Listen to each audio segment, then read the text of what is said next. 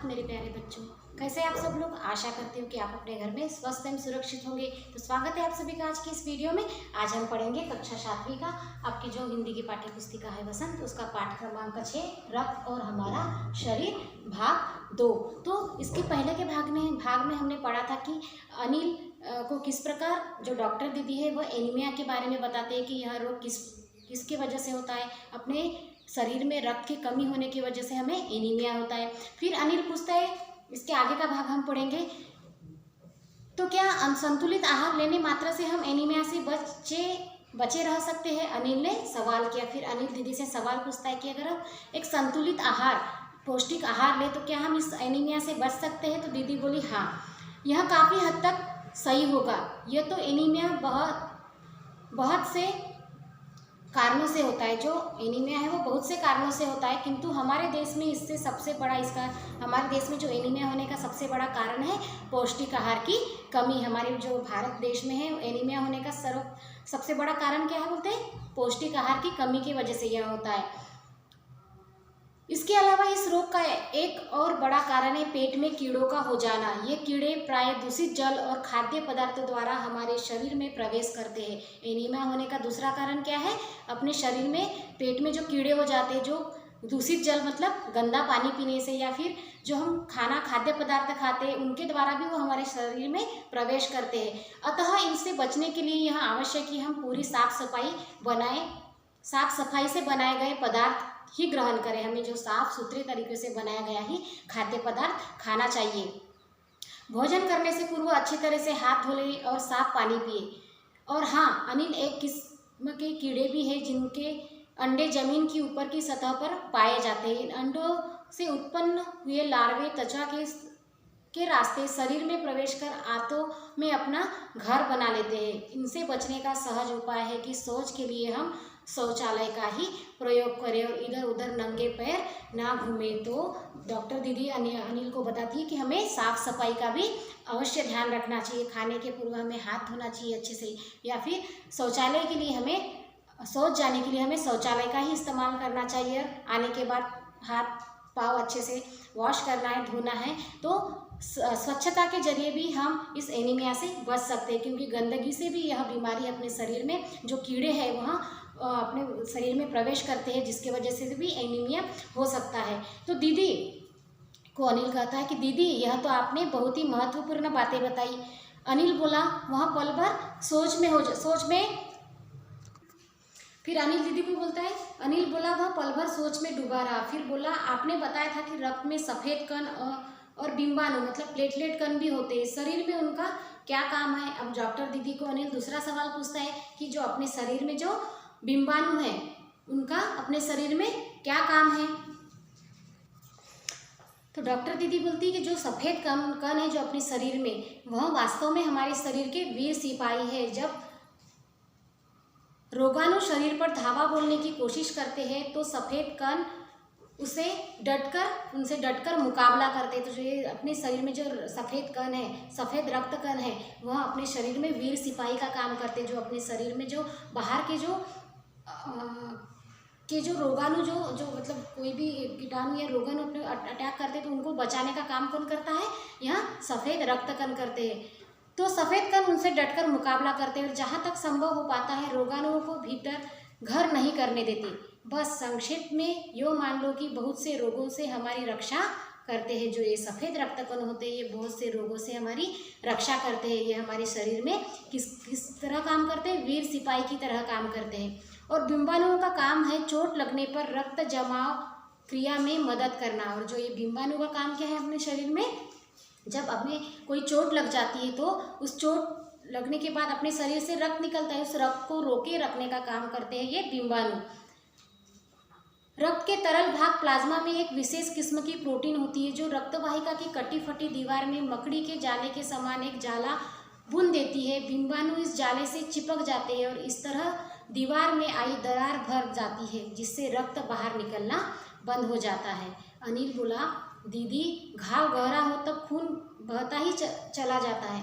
छोटे छोटे जो हमें घाव होते हैं उसका खून कुछ देर निकलता है, फिर वह रुक जाता है। किस वजह से रुक जाता है? इन बिंबाणुओं की वजह से रुक जाता है। तो अनिल बोलते हैं कि जब हमें ज़्यादा चोट लगती है तो रक्त अपना बहना बंद नहीं होता। हाँ तो दे लिए। फिर डॉक्टर दीदी क्या बोलती है, हाँ ऐसे समय उस व्यक्ति को जल्दी से डॉक्टर के पास ले जाना चाहिए। जब उसका रक्त बहना बंद नहीं होता तो हमें उसे जल्दी से डॉक्टर के पास ले जाना चाहिए। ज़रूरत समझने पर ऐसी स्थिति में निपटने के लिए कुछ टाँके भी लग सकते। जब रक्त बंद नहीं होता तो वहाँ पर टाँके लगाती कि नहीं डॉक्टर साहब। किंतु डॉक्टर के पास पहुंचने तक के समय में चोट के स्थान पर कसकर एक साफ कपड़ा बांध देना चाहिए। लेकिन डॉक्टर के पास जाते तक हो सकता है हमें ज़्यादा समय लगे, तो उस वक्त हमें उस चोट के पास एक कसकर साफ सुथरा कपड़ा बांध देना चाहिए। दबाव पड़ने से रक्त का बहना कम हो जाता है, जिससे रक्त का बहना क्या हो जाएगा, कम हो जाएगा, जो उस व्यक्ति के लिए काफ़ी लाभप्रद सिद्ध होगा। किंतु अगर बहुत अधिक रक्त बह जाए तो उसे रक्त चढ़ाने की भी ज़रूरत पड़ सकती है। दीदी ने समझाते हुए कहा, अगर उसके शरीर से ज़्यादा रक्त बह गया हो तो हमें उसे रक्त भी देना पड़ सकता है। अनिल ने कहा, क्या ऐसे समय किसी भी व्यक्ति का खून काम आ सकता है? क्या कहा कि अगर हमें किसी व्यक्ति को खून देना है, उसके शरीर में रक्त की कमी हो गई तो किसी का भी रक्त काम आ सकता है। दीदी बोली, अनिल हर किसी का रक्त एक सा नहीं होता। आप सभी जानते हैं कि सबका ब्लड ग्रुप अलग अलग होता है कि नहीं। कुछ विशेष गुणों के आधार पर रक्त के प्रमुख 4 वर्गों में बांटा गया है। रक्त के 4 वर्ग है। जरूरतमंद व्यक्ति के रक्त समूह की जांच करने के बाद उसी रक्त समूह का रक्त उसे चढ़ाया जाता है। जिसका ब्लड ग्रुप जो हो उसी को वही रक्त चढ़ाया जाता है। आप सभी तो जानते ही अपना ब्लड ग्रुप सभी को पता है कि नहीं। तो जिस व्यक्ति का ब्लड ग्रुप सेम हो वही एक दूसरे को रक्त दान कर सकते हैं। लेकिन ज़रूरत के समय यदि उस रक्त समूह का कोई व्यक्ति मिले ही नहीं तब, अनिल ने पूछा। फिर अनिल के मन में दूसरा सवाल आया, क्योंकि बच्चे तो जिज्ञासु होते हैं, उनके मन में क्यूरियोसिटी होती, कुछ नया नया जानने की इच्छा होती। वैसे ही अनिल के मन में भी आई है। तो वो क्या पूछता है कि उस समय अगर ऐसे व्यक्ति ना मिले तो फिर ऐसी आपात स्थिति के लिए हम ब्लड बैंक बनाए हैं। तो डॉक्टर दीदी बताती है कि ऐसी ही स्थिति के लिए ब्लड बैंक बनाए गए हैं। प्राय हर बड़े अस्पताल में इस तरह के बैंक होते हैं। आप सभी जानते हैं कि नहीं कि हर अस्पताल में ब्लड बैंक होते हैं जहाँ पर रक्त मिलता है, जहाँ सभी प्रकार के रक्त समूहों का रक्त तैयार रखा जाता है। किंतु इन ब्लड बैंकों में रक्त का भंडार सुरक्षित रहे, इसके लिए यह आवश्यक है कि हम समय समय पर रक्तदान करते रहे। दीदी ने कहा, तो डॉक्टर दीदी ने कहा कि इस ब्लड बैंक में रक्त की कमी ना हो, इसलिए हमें समय समय पर क्या करना चाहिए, रक्तदान करते रहना चाहिए। तो जो भी स्वस्थ व्यक्ति है आप भी उन्हें बोलिए कि जब भी किसी को ज़रूरत पड़े रक्त की तो आपको भी रक्तदान करना चाहिए। क्या मैं भी रक्तदान कर सकता हूँ? फिर अनिल ने पूछा, क्या मैं भी रक्तदान कर सकता हूँ? नहीं, अभी तुम छोटे हो, आप भी अभी छोटे हैं, छोटे बच्चों को रक्तदान नहीं करना है।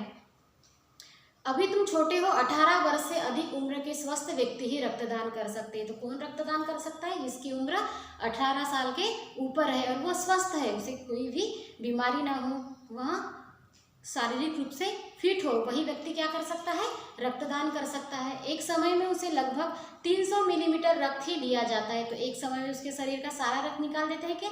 नहीं, तो एक समय में सिर्फ उसके शरीर से 300 मिलीलीटर ही रक्त निकाला जाता है। प्राय यह समझा जाता है कि रक्तदान करने से कमजोरी हो जाएगी। बहुत से लोग सोचते हैं कि नहीं कि रक्तदान करेंगे तो हमारे शरीर में कमजोरी हो जाएगी।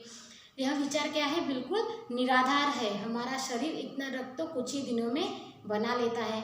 वैसे भी शरीर में लगभग 5 लीटर खून होता है। अपना जो ये शरीर है, इस शरीर में कितना खून है? एक स्वस्थ इंसान के शरीर में लगभग 5 लीटर तक खून रहता है। इसमें से यदि हम कुछ रक्त, मतलब सिर्फ रक्तदान में 300 मिलीमीटर रक्त निकाला जाता है, कुछ रक्त किसी ज़रूरतमंद व्यक्ति के लिए रक्तदान कर दे तो जीवन दान बन जाए, तो इससे बड़ी बात क्या होगी। अगर हमारे रक्त से किसी की जान बच जाए तो इससे बड़ी बात क्या होगी। दीदी समझाते हुए अनिल को बोली। फिर तो बड़ा होने पर मैं भी नियमित रूप से रक्तदान किया करूँगा, अनिल ने कहा। तो अनिल को भी यह बात समझ में आई और उसने बोला कि जब मैं बड़ा हो जाऊँगा तब मैं भी नियमित रूप से रक्तदान करता जाऊँगा। शाबाश अनिल, डॉक्टर दीदी ने अनिल की पीठ को ठोकते हुए कहा। तो इस प्रकार डॉक्टर दीदी ने अनिल को शाबाश करते हुए कहा कि बहुत अच्छे। तो इस प्रकार से आपका यह पाठ था रक्त और शरीर। इस पाठ में रक्त के विषय में बताया है, रक्त की कमी की वजह से होने वाली समस्याएं, बीमारी के बारे में बताया है, हमारे शरीर में रक्त बनने वाले कौन सी चीज़ें हैं उनके बारे में बताया है, रक्तदान के विषय में बताया है। तो इस प्रकार से था आपका यह पाठ रक्त और हमारा शरीर। आशा करती हूँ कि आपको यह पाठ समझ में आया होगा। मिलते हैं अगले वीडियो में। धन्यवाद।